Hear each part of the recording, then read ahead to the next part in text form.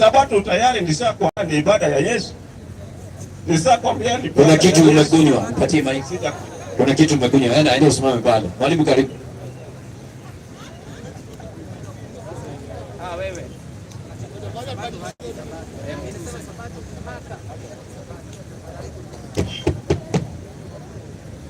Sasa kama huyu ndiye pasta anaweza fungua hapa kanisa watu wajae, watu ni wachinga sana. Na wako wengi kama huyu wanafanya guesswork kwa Biblia, guesswork.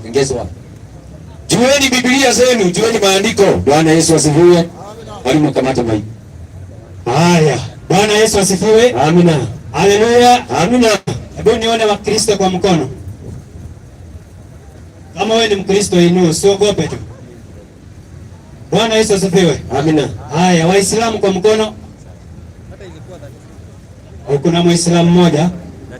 Usiende. Sikiliza, huu ni mkutano wa amani ambao unafundisha neno la Mwenyezi Mungu. Na wewe kama ni mwanadamu kama mimi, basi uko na haki ya kusikiliza ujumbe ambao unaendelea mahali hapa. Maana Mungu alimuumba mwanadamu ili aweze kufanya ibada inayompendeza na kutafuta neno lake la kweli. Hapa kitu ambacho tunafanya ni kuelimisha umma, na tunaelimishwa watu kwa gharama zetu, tena tumejitolea sisi wenyewe. Maana ukituangalia hivi usifikirie ya kwamba tumekosa kazi ya kufanya. Ukiniangalia hivi naweza piga mjengo. Ukiangalia na watumishi wenzangu hapa hakuna kiwete hapa. Lakini kwa nini tumeamua kufanya kazi hii? Ni kwa sababu Mungu ametutuma ili tuweze kuonya kila mwanadamu, na ni jukumu la kila mwanadamu aweze kufanya kazi ya Mungu ili siku ya kiyama asiweze kuwa na sababu. Ndio maana unaona hapa tuko na vitabu za imani zote. Tuko na katekisimu ya Katoliki, tuko na Qur'ani mbalimbali za Kiislamu, na tuko na Biblia. Na haimaanishi ya kwamba vitabu hizo zote zikiwa hapo tunaziamini. Hapana, tunaamini kitabu kimoja, Biblia. Maana Biblia ndio mama yao. Biblia ndio kitabu kikongwe. Hakuna debate yeyote inaweza kashindana na Biblia. Ndio naona tumefanya na Waislamu mkutano, hii ni wiki ya 3 wamekimbia. Na kama uko na rafiki yako Muislamu, mwambie akuja apate elimu hapa. Akuja atuambie kwa nini Yesu si mwana wa Mungu. Akuja atuambie kwa nini hawaamini msalaba. Unajua Waislamu wamedanganywa na Mtume Muhammad kupitia vitabu hizo. Ndio maana tukaziweka hapo hadharani. Hatungeenda kuhubiri huko msituni, hatungeenda Karura Forest, hapana. Huko hakuna watu waliobadilisha maandiko ya Mungu. Ndio maana Mungu akafungua nafasi tukakuja jiji katikati ya town ili tuweze kuhubiria watu waliodanganywa, watu waliofundishwa na maagizo ya wanadamu, watu ambao wamedanganywa. Hebu kwanza nipatie Yeremia 3:17. Hiyo ndio kazi ambayo tumeweza kupewa.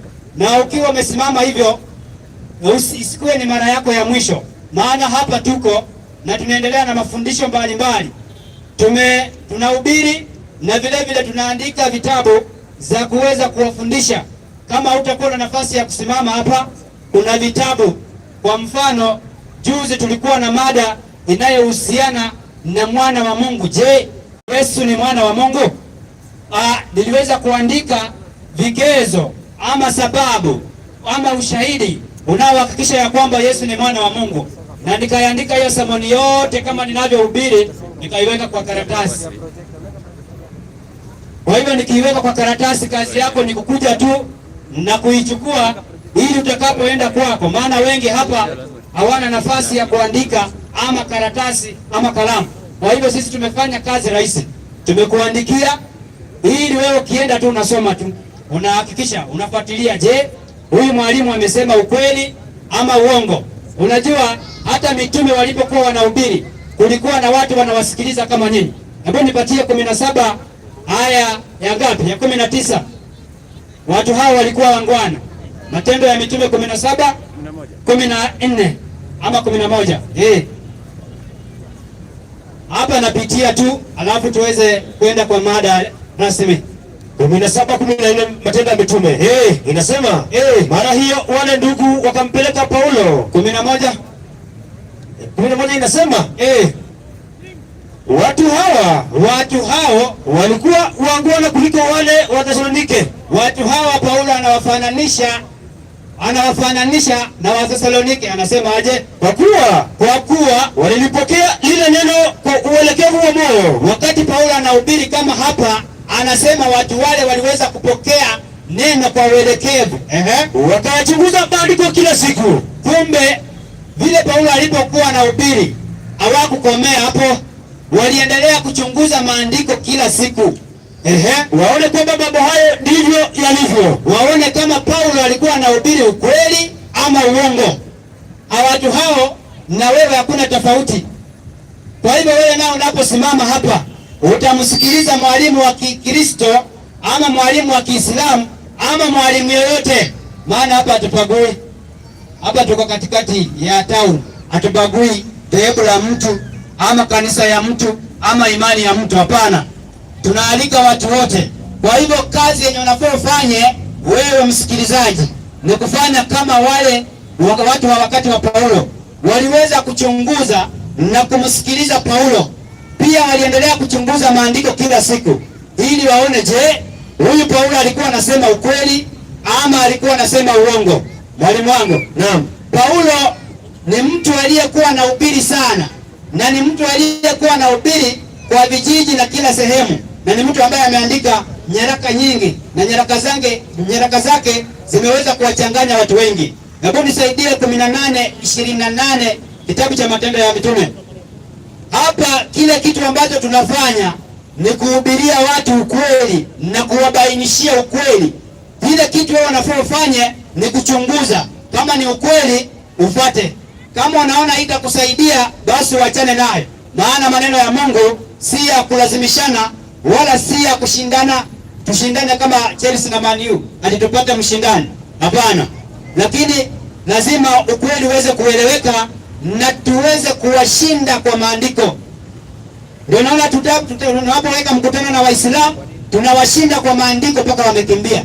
Wewe unapokuja na kuuliza maswali, unapokuja hapo jiandae na maandiko, bure tu utashindwa. Soma hiyo andiko 28:18. Matendo ya Mitume. Inasemaje? Inasema na hao walipokwisha kujiuliza 18:28 Matendo ya Mitume 18:28. Inasema 28 inasema kwa maana aliwashinda Wayahudi kabisa. Ati Paulo aliwashinda Wayahudi kabisa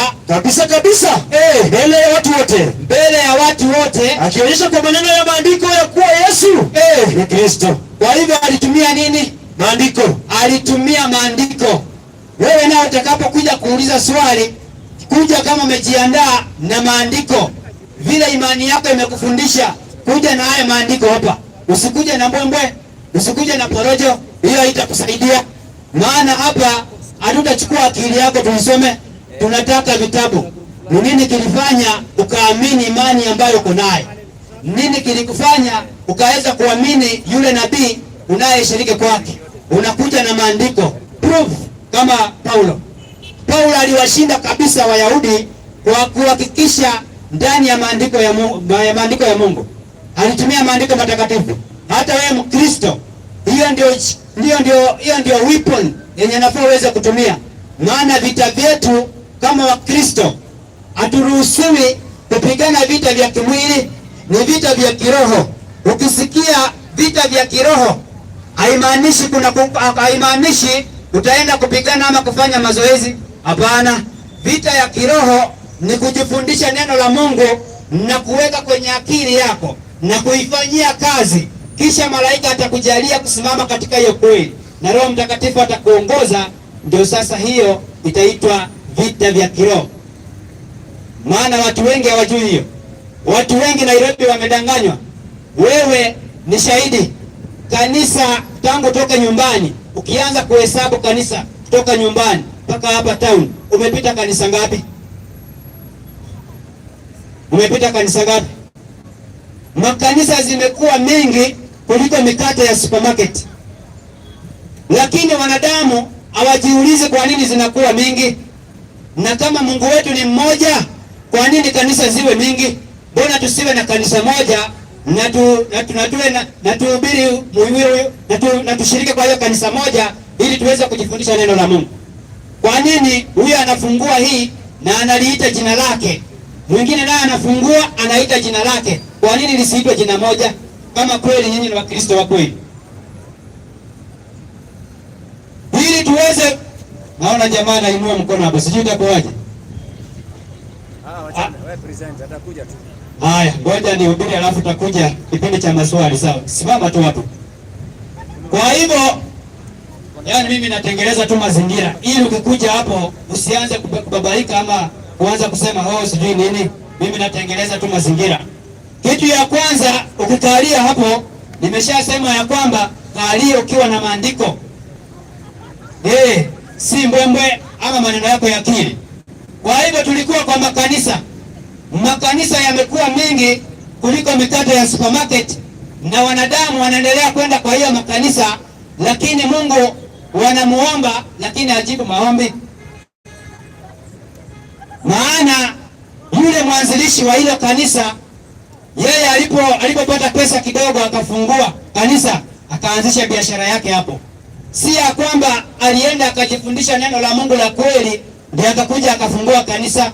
Ni kwa sababu ameona wenzake wamefungua ili apate pesa, yeye naye akajiweka kwa hiyo category, alikuwa na pesa kidogo akafungua. Lakini hakuna kweli, na ndio naona makanisa ni mengi na shida inaendelea kuwa mengi juu ya wanadamu. Kama ingekuwa anafundisha Mungu wa kweli na neno la kweli, unafikiria tungekuwa na maradhi juu ya dunia? Kwani huyu Mungu asikii? Kila Sunday mnaenda makesha barabara kila siku, ni Mungu asikie maombi? Kwa nini shida inapata wanadamu kila siku? Kwa nini corona?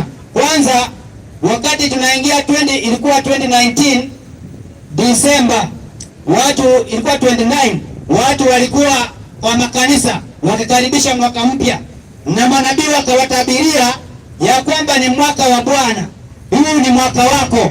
Kwa hivyo hautahangaika, utaendesha magari, utafanya mambo ya ajabu, utabarikiwa. Mambo yakafanyika makubwa kwa nyumba za ibada usiku huo. Lakini baada ya Januari, mwezi wa pili, tukasikia korona imeingia. Kwani kama hao manabii wa kweli hawakuona korona inakuja? Kuna nabii aliyetabiri kuhusu korona hiyo mwaka? Kuna nabii wapi? Kama kuna nabii aliyetabiri ajitokeze. Kwa nini hatukusikia? Kwani sisi hatuko nchi? Si tulikuwa nawasikiliza vizuri kwa television. Ujumbe ulikuwa ni kubarikiwa na ni mwaka wako na prosperity. Hiyo tu, lakini sikusikia hata nabii Aori, huyo anajiita Mighty Prophecy, ambaye watu wengi wanamwamini. Hakujua ya kwamba korona inakuja mbele. Baada ya Januari tu, mwezi wa pili, korona ndio hiyo pap. Na Wakristo kwa manyumba za ibada wanangojea mibaraka, kumbe ni upanga unakuja juu yao. Kwa hivyo kitu ambacho nafaa tuweze kufanya, na kitu ambacho nafaa tuweze kufanya kama Wakristo, ni kusoma Biblia ituambie nabii wa kweli ni gani na nabii wa uongo ni mgani. Bure tu makanisa zitaendelea kuwa mingi na watu wataendelea kufurika na mashida itaendelea kuwa hadi siku ya Kiyama. Wewe usifikirie ya kwamba maisha vile yanaendelea, Mungu anafurahisha na vile mambo yanaendelea sasa hivi. Usifikirie Mungu anafurahia mwanadamu aliyemuumba aangamie kabla hata hajaoa mke, yaani kijana mdogo tu, ama mtoto amezaliwa leo atakufa na miezi 3, alafu niambie ati huyo ndio Mungu alisema hivyo ndani ya Biblia? Hapana. Mungu alipoumba mwanadamu alimuumbia maisha bora, alimuumbia mwanadamu kila kitu chema. Ndio naona mwanadamu kabla ya kuumbwa, Mungu alitangulia kuumba vitu ambavyo mwanadamu anafaa atumie. Siku ya kwanza akaumba kitu fulani, siku ya pili mpaka siku ya mwisho, siku ya 6, mwanadamu anaumbwa kama kila kitu kimekamilika. Maji iko tayari, miti iko tayari, kila kitu, chakula iko tayari. Kwa hivyo alikuja ni kuenjoy tu maisha. Hiyo ndio ilikuwa mpango wa Mungu. Lakini kwa nini saa hii wanadamu hawapati raha ambayo Mungu aliweza kuwaumbia? Ni kwa sababu shetani aliposhuka kutoka mbinguni, baada ya vita kuwa mbinguni, alishuka ili kuanzisha tena vita hapa duniani. Hiyo ndio inafanya na watu wengi hawajui. Great controversy, vita vikuu vinaendelea vya imani, vita vya kiroho, na nyinyi hamjui. Na kama wewe ni Mkristo na ujui hizo vita zinapigwana aje hadi wa leo, basi wewe utakuwa ni Mkristo wa uongo. Maana vita hivyo vinaendelea tangu tu shetani alipotupwa. Vita hivyo havijawahi isha. Ndio naona Adam na Hawa baada ya kuumbwa na baada ya shetani kutupwa tu, ndio hivyo hivyo wakaanza kumkosea Mungu. Shetani alimdanganya, wakavunja sheria, wakakula tunda, wakaenda kinyume na Mungu. Uongo ikaanzia hapo, na shetani akaendelea kufanya vita mpaka wa leo. Kile kitu shetani anafanya ni kubadilisha style ya kupigana vita vyake, lakini nyinyi hamjui. Wale wanaosoma vitabu na Biblia, neno la Mungu, wao ndio wanajua tu. Wao ndio wanajua hizo vita zinapigana aje. Lakini wewe tu ukienda tu kwa kanisa na kutarajia miujiza na kutarajia kupata mibaraka na faida ya dunia, hautaielewa vita ambayo Mungu amezungumzia ndani ya Biblia. Maana Mungu anajua ya kwamba shetani anawavuruga wanadamu. Kwa hivyo akaandika maneno yote ndani ya Biblia. Hebu nipatie Warumi 15 aya 4. Kwa hivyo Mungu akawa ameandika kila kitu humo na akafunua shetani. Ukitaka kusoma historia ya shetani, hautaenda kusoma kitabu cha chemistry ama kitabu cha geography, hautapata habari zake. Lakini wao wanachuoni ama wasomaji, walimu wa university wanajua ya kwamba shetani yupo, lakini hapatikani kwa vitabu zao, anapatikana tu kwa kitabu ya Biblia. Soma hiyo andiko. Kitabu ni Warumi 15:4. Kwa kuwa yote yaliyotangulia kuandikwa, kwa hivyo yote yaliyotangulia kuandikwa ndani ya Biblia yaliandikwa ili kutufundisha sisi. Ati yaliandikwa ili kutufundisha sisi. Kwa hivyo mambo yote ambayo yameandikwa ndani ya Biblia yaliandikwa ili kutufundisha sisi. Ili kwa saburi na faraja. Waachie tu hapo. Wewe kama unataka maisha mazuri na kama unataka kuelewa vita ambavyo shetani anaendelea navyo, usiende kusoma vitabu zingine, ni Biblia tu. Biblia ndio mambo yote. Na ukisoma hiyo Biblia lazima uzingatie kuijua kweli ya Mungu. Hebu nipatie 17 aya 17. Kama utasoma Biblia kitabu cha Yohana 17:17, lazima uwe tayari kuipokea kweli ambayo utaipata ndani ya Biblia. Lakini ukiwa na malengo yako tu, basi utapotea. Kama wachungaji wengine hapa wa uongo walienda kusoma Biblia kwa sababu ya kupata faida yao. Ndio unaona wanakuja wanahubiria injili ya juu tu, hawafunulii. Hebu watumishi wawili, unifungulia hii karatasi kidogo hii bana. Mkuja tu mshikilia hapa kidogo, lakini ndio kufanya tu kidogo tu. Haya, soma ile andiko. Watakase kwa ile kweli. Kwa hivyo Biblia lazima uijue kweli. Utakapokuwa unasoma Biblia hiyo, lazima uelewe ya kwamba utapatana na kweli, na kweli hiyo ndio utaipata. Neno lako ndio kweli. Kwanza neno hilo ndio kweli. Imeisha. Naam. Kwa hivyo ukisoma Biblia na watu wote na wadivise wa Nairobi, wewe usibebe tu Biblia yako na kwenda kuiweka tu kwa meza ama juu ya meza na ulale. Biblia si ya kazi hiyo. Hata kitabu ya shule, kitabu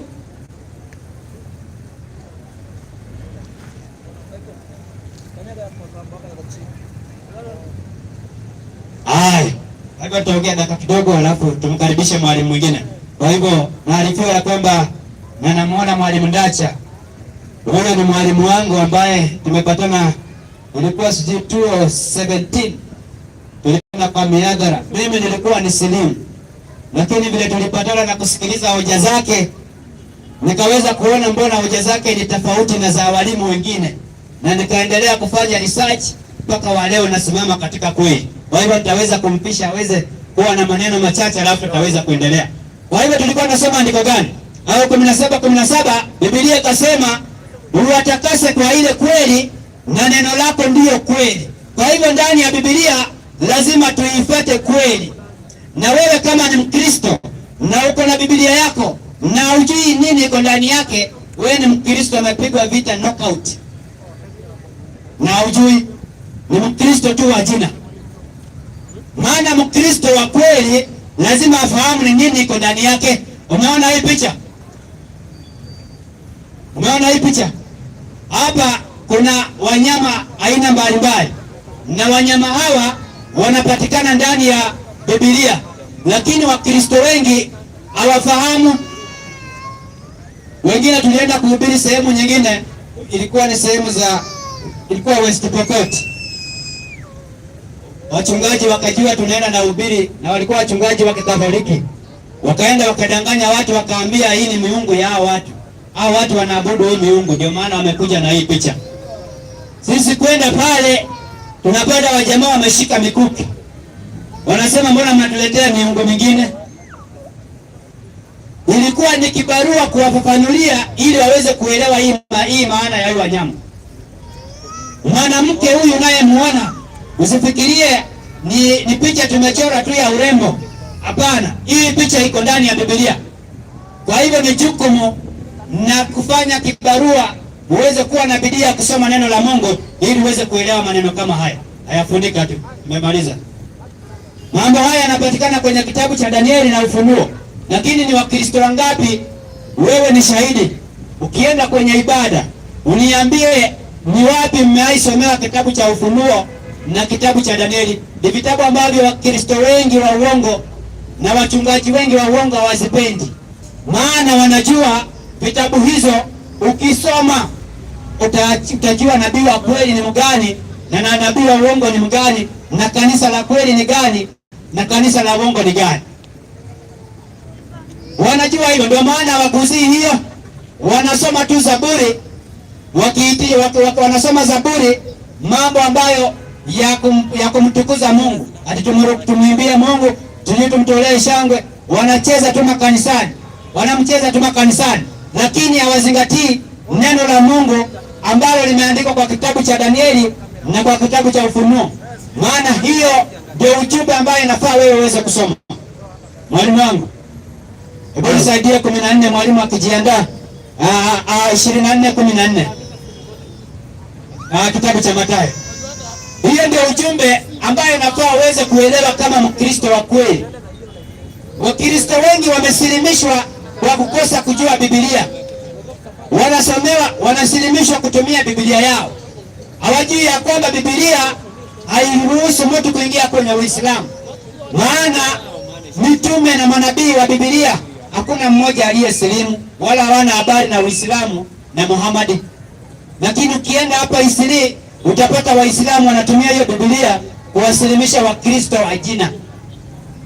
Hawezi wakasilimisha Mkristo wa imani wa kweli. Wakristo ambao wanajiita wa jina. Najua kuna Mkristo wa jina na kuna Mkristo wa imani. Mkristo wa jina ni yule anajiita tu, lakini hajui ni nini kimeandikwa ndani ya Biblia. Mkristo wa imani ni yule anaweza simama na kutetea bila uoga. Soma hilo andiko. Inasema, tena habari njema ya ufalme. Huyu ni Yesu. Hebu sikiliza. Huyu ni Yesu anaambia wanafunzi, tena habari njema itahubiriwa ulimwenguni kote. Kuwa ushuhuda kwa mataifa yote. Kuwa ushuhuda kwa mataifa yote. Hapo ndipo ule mwisho utakapokuja. Hapo ndipo ule mwisho utakapokuja. Basi hapo utakapoona chukizo la uharibifu. Kuna kitu kinajulikana kama chukizo la uharibifu. Saa hii ukianza kuuliza Wakristo wote wenye wamesimama, chukizo la uharibifu ni nini? Wengi hawajui. Lakini Yesu ameitaja kuna chukizo la uharibifu. Lile neno na nabii Danieli. Kumbe limenenwa na nabii nani? Danieli. Endelea. Nimesimama katika patakatifu.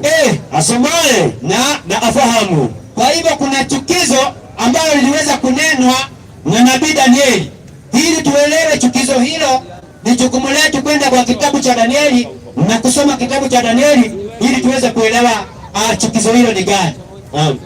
Lakini bila kufanya hivyo hamtaelewa Yesu alikuwa anazungumzia nini. Na ndio Wakristo wa jina hawana haja na hiyo.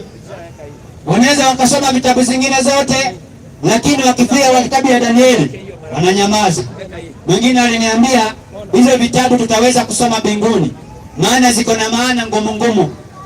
My friend, Biblia imeandikiwa mwanadamu akiwa duniani kama ramani, imeongoza akiwa hapa duniani ili iweze kumfikisha mbinguni. Mbinguni ni maisha mengine, hakuna Biblia. Kwa hivyo wametumia ujanja kuwadanganya ati tutatumia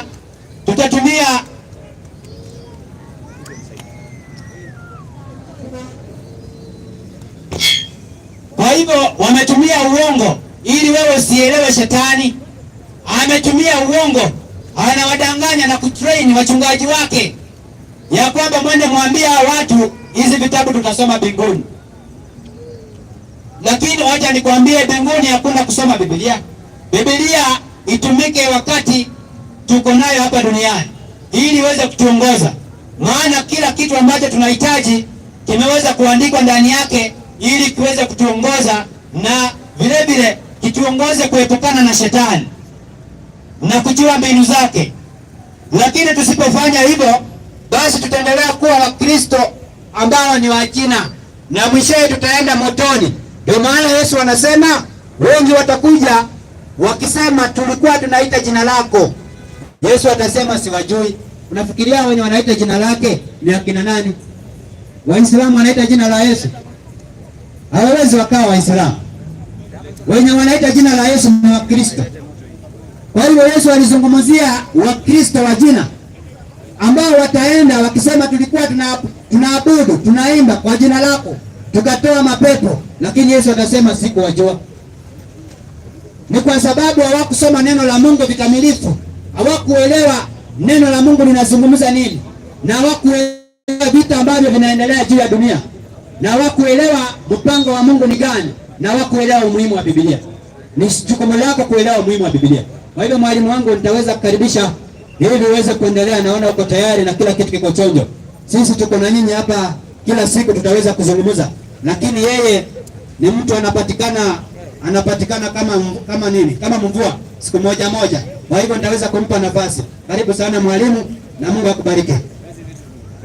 Asante sana kijana kwa nafasi. Bwana Yesu asifiwe. Amina. Bwana Yesu asifiwe wapendwa. Amina. Haya, asante sana. Nataka tujuane, Wakristo wangapi wako hapa? Susha. Waislamu wangapi wako hapa? Waislamu. Wewe ni Muislamu? Naomba nikusalimie. Kusalimie tu salamu ya Mungu. Asalamu alaykum. Wewe ni Muislamu wa kusilimishwa ama ulizaliwa? Ulisilimishwa. Na unaonaje tukisaidiana mimi na wewe? Tafadhali naomba. Utaamua. Asante. Yeye kwanza Wewe. Kama kuna mtu ambaye ana mkutano wake, kama una swali kalia pale. Kama una swali kaa kwa ile kiti pale. Hapa kuna kiti ambayo unaruhusiwa ulizo swali. Kaa. Nafasi ni ya maswali ndio hiyo. Usiweke mkutano mwingine hapo pembeni. Kaa hapo. Kaa hapo. Alafu weke hoja zako. Hebu mpe maiki kwanza huyo. Habari yako? Nzuri sana. Naitwa Ndasha. Au unaitwa nani? Naitwa Mandela. Mkristo Muislamu? Hiyo yote sitambui. Wewe ni wa dini gani? Hakuna. Unatumia kitabu gani? Old Testament. Na hauna dini na unatumia Old Testament? Mimi ni Muisraeli. Wewe ni Muisraeli? Halisi. Na unaitwa nani? Nimesema Mandela. Kwa hivyo ukitoa kitambulisho yako ni Israeli? Ukitoa kitambulisho yako ni ya Israeli ama ya Kenya? Kulingana na leo, Danieli 7:25, walibadilisha kila kitu. Walibadilisha nini? Kila kitu, hata masaa. Ndio naona tunaitwa Mandela, Kamau. Wakabadilisha. Sasa swali yako gani? Unahubiri Sabato wakati Biblia inaipinga. Hebu nipe andiko inaipinga. Isaya 1:13. Haya twende. Soma Isaya 1:13. Biblia inapinga Sabato. Na hizi ibada zote na Waislamu wote. Isaya 1:13. Ukisoma Biblia Kiisraeli ndio utafundisha hivyo. Inasema usilete tena matoleo ya batili. Uvumba ni chukizo kwangu. Mwezi mpya na Sabato